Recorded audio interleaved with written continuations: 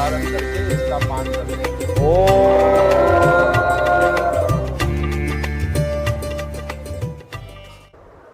जय श्री कृष्ण। आज हम लोग श्रावणी करने के लिए अपने गुरुजनों के साथ में, अपने श्रेष्ठ जनों के साथ में यहाँ पर उपस्थित हैं। इसमें दो प्रक्रिया हैं, पहला उत्सर्ग और दूसरा उपाकर्म। ये उत्सर्ग उपाकर्म है क्या? उत्सर्ग का अर्थ होता है कि जो हमने अभी तक गुरुजनों के चरणों में बैठ करके जो वेद की शिक्षा ली है उसको विराम करना, उसको पूरा करना, अर्थात एक कक्षा से दूसरी कक्षा में प्रवेश करना, ये उत्सर्ग और उपाकर्म है। उपाकर्म का अर्थ होता है दूसरी कक्षा का जो पढ़ाई है, दूसरी कक्षा की जो शिक्षा है उसको प्रारंभ करना। अब ये कर्म करें कब, इसको समझने के लिए जानना होगा कि ये जो श्रावण का जो मास है इसको ही क्यों श्रेष्ठ माना जाता है।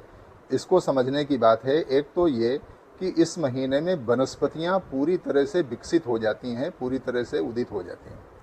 वनस्पतियों की बड़ी आवश्यकता होती है। ऐसे में जहाँ पर आगे चल के जैसे जब चर्चा करेंगे कि इसमें दशविध स्नान आदि में वनस्पतियों की बड़ी आवश्यकता होती है। दूसरे ये है कि ये श्रावण मास में ही क्यों करें।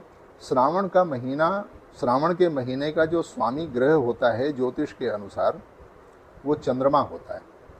हमारे यहाँ कहा जाता है, वेद में एक वाक्य है, सोमोस्माकं ब्राह्मणानागुं राजा, शुक्ल यजुर्वेद का ये मंत्र है। इस मंत्र में कहा गया कि चंद्रमा हम ब्राह्मणों का राजा है, चंद्रमा हम ब्राह्मणों के अधिपति हैं। इस कारण से इस महीने को निर्धारित किया गया कि इस महीने में उत्सर्ग और उपाकर्म दोनों कार्य किए जा सकते हैं, करने चाहिए।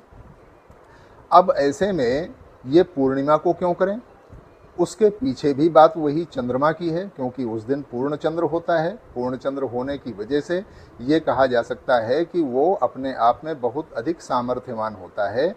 ऐसे में ब्राह्मणों के ऊपर चंद्र की कृपा बहुत होती है, पूर्ण कृपा होती है। उत्सर्ग और उपाकर्म के क्रम में हम लोग सबसे पहले पंचगव्य प्राशन करेंगे।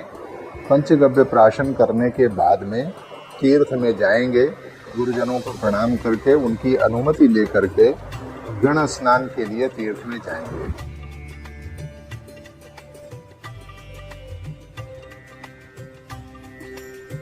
इसको पंचगव्य को अपने दाहिने हाथ में लेकर के और एक मंत्र पाठ करेंगे। यत्त्वगस्थिगतं पापं देहे तिष्ठति मामके प्राशनम पंचगव्यस्य दहत्यग्निरिवेन्धनम्।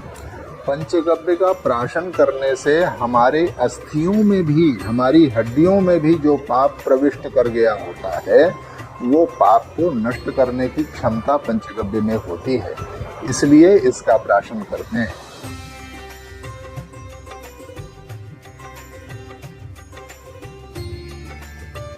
मंत्र पढ़ें। ओम यत्त्वगस्थि गतं पापं देहे तिष्ठति मामके प्राशनं पंचगव्यस्य दहत्यग्निरिवेन्धनम्। जोर से ओम का उच्चारण करके इसका पान कर ले। ओम।